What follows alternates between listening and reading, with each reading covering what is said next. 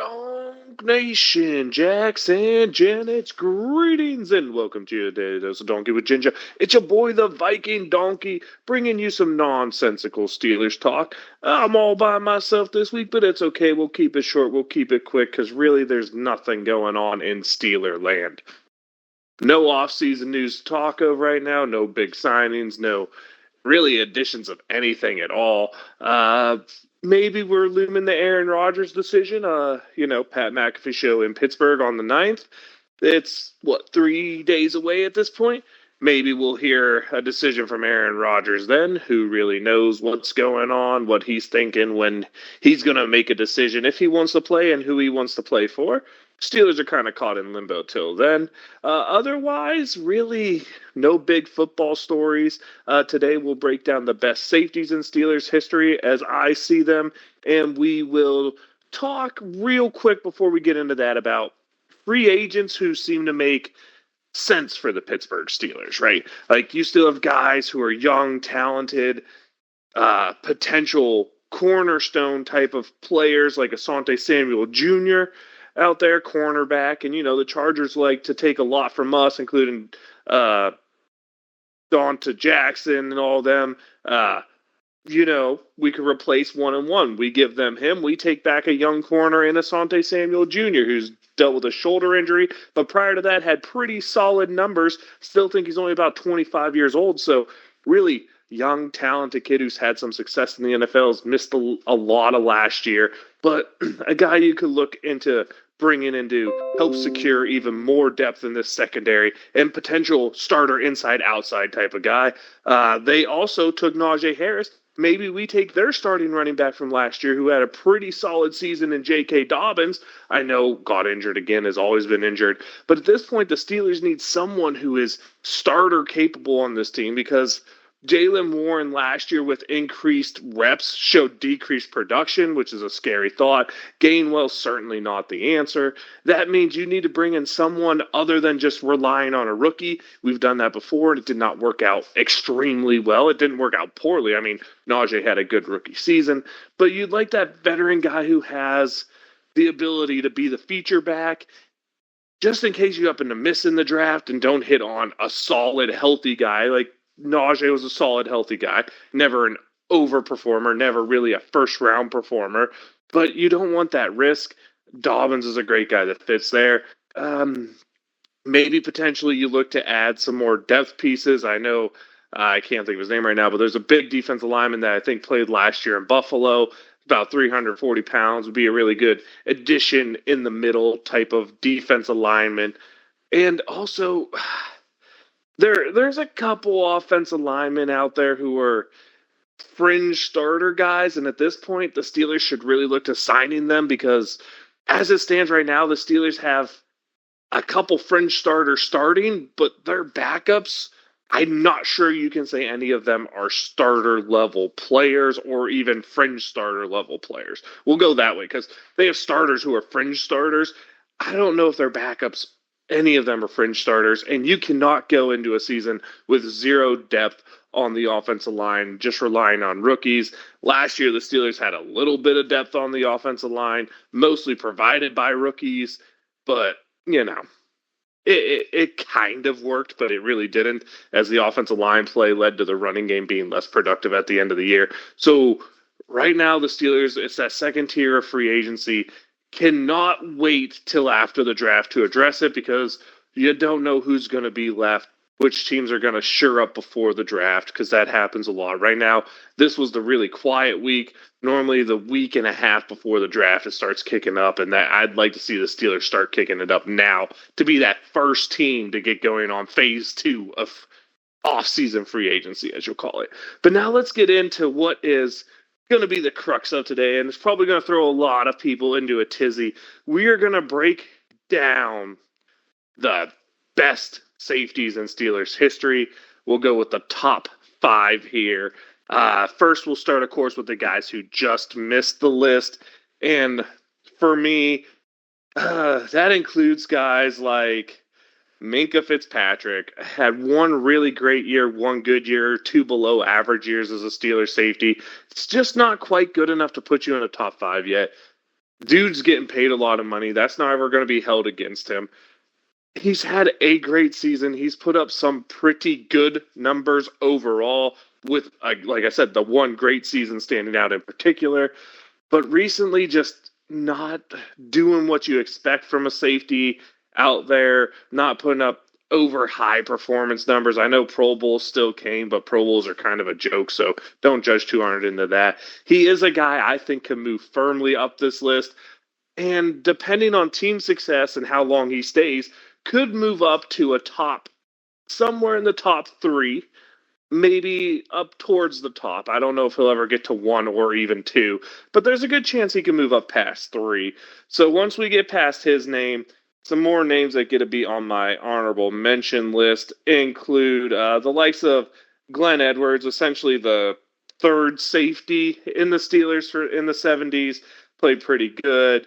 Um, a guy like Brent Alexander, who came over here. I think he had like 15 interceptions in the Steelers, didn't start his whole career there.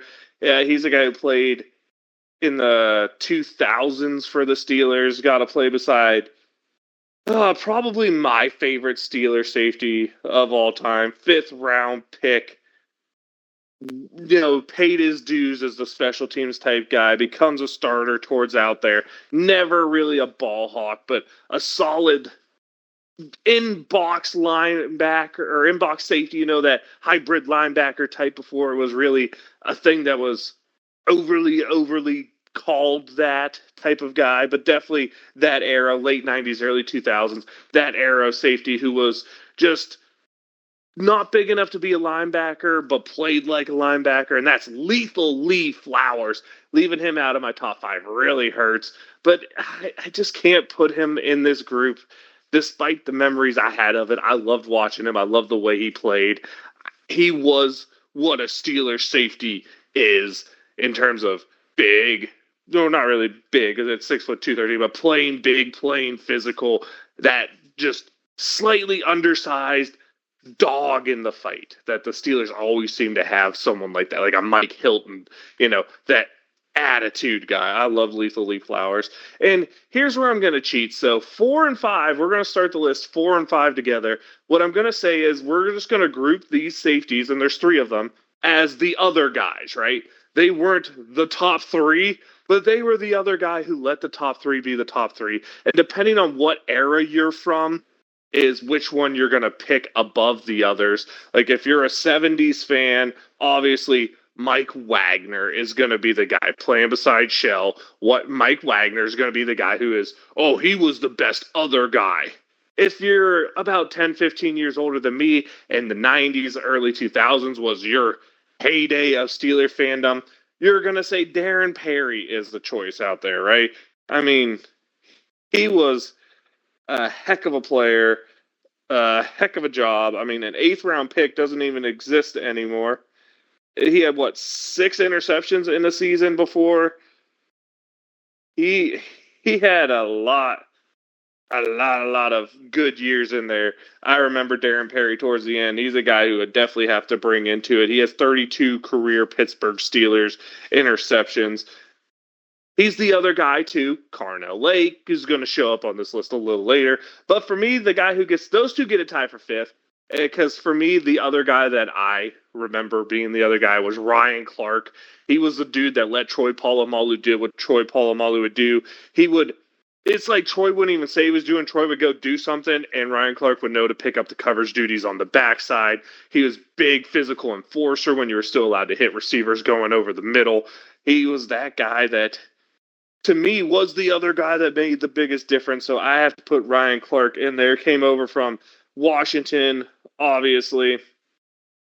A huge part of a Super Bowl winning things. He had 100 tackles his last 3 years in Pittsburgh. He made a Pro Bowl at one point. Never had huge interception numbers, but just let Troy Polamalu be Troy Polamalu. And there's something to be said about a guy who has that ability.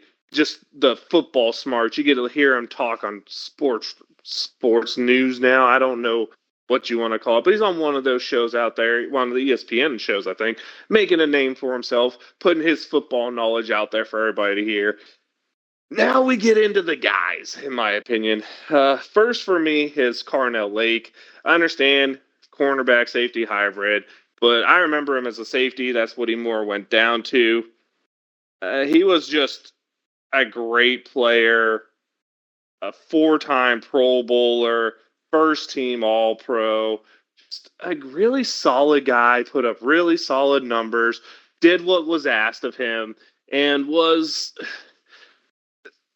just an all around stud for the Pittsburgh Steelers in those 90s teams, the 90s Super Bowl generation teams, and was the best safety, probably the second best defensive back in total during that time frame. And you got to put him on the list. For me, he comes in 3. Number 2 is Donnie Shell. What a player he was in the 70s. It's whew, long deserved Hall of Famer. 2020 gets put himself in there. He played 14 seasons for the Steelers. Remember, he was an undrafted free agent in the era when they drafted literally a jillion people. There were so many rounds, there's no way you could keep track of them all. Undrafted, goes out, makes it in there. I think it wasn't until what?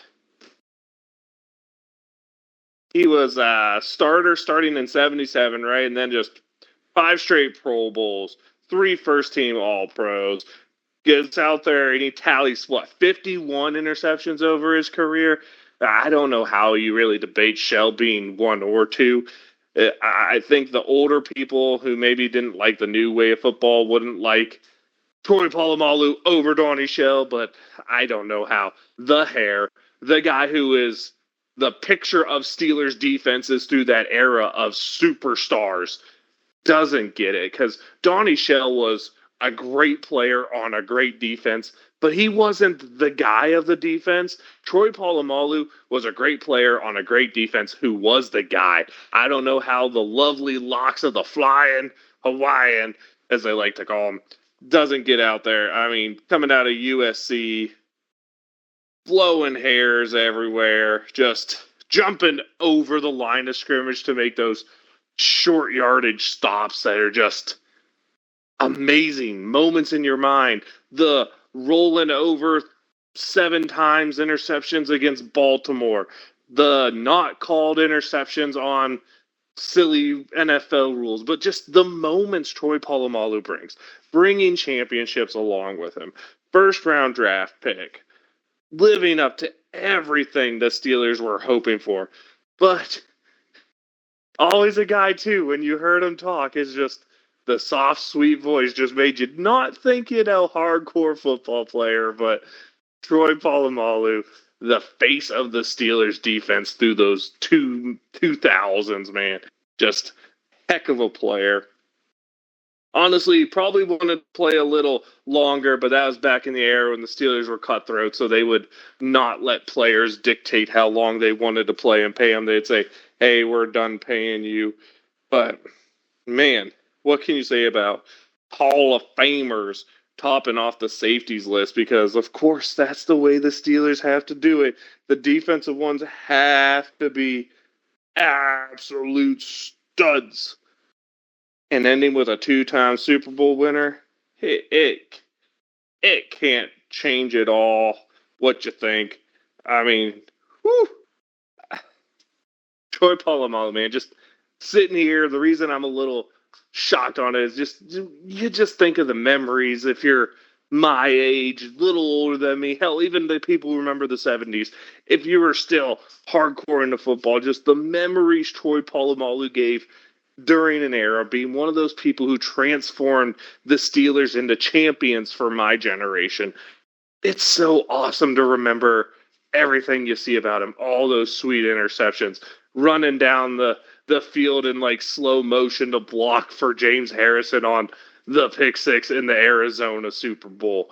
I mean, those are just things that are fun. Remembering all the times he jumped over the pile to stop goal line runs, 4th down plays, the timing this man possessed, incredible. And this gives a secondary shout out here. Ryan Clark, the timing he had to be the guy who let Troy be Troy is just awesome and amazing. But that does it for the list. Let me know where I messed up. Let me know how you have them ranked. Let me know who you think the best is. If you think I really robbed someone of a spot or I put someone where they don't belong because, overhyped them. Who knows? Everyone's entitled to their opinions. Just be nice about it. Let me know on your thoughts, opinions on Steelers all-time safeties. Let me know if, Carnell Lake deserved to be in the cornerback list and not the safety list. But anyway, I'm going to go ahead and give a shout-out this week to Lethal Lee Flowers, one of my early favorite Steelers on defense. Have his jersey. Probably one of the few who does, but I still have a Lee Flowers jersey. I loved wearing that thing everywhere. Outside backyard football, wearing it, pretending I was Lee Flowers was good times to say the least about it. So I guess we're to that point where I gotta let you know I'm the Viking Donkey. That's Viking _ Donkey on Twitch or Twitter. Your daily does Donkey Ginger. It's an awesome YouTube channel where you get this content. Tune in next week. We'll be sure to have someone else here. Maybe we'll focus a little more towards the draft because we're getting a little closer to draft time. Who knows? But Donk Nation, Steeler Nation, I know it's the off season, but you can pull out the towel and have a little fun. Wave them if you got them. Let's go Steelers.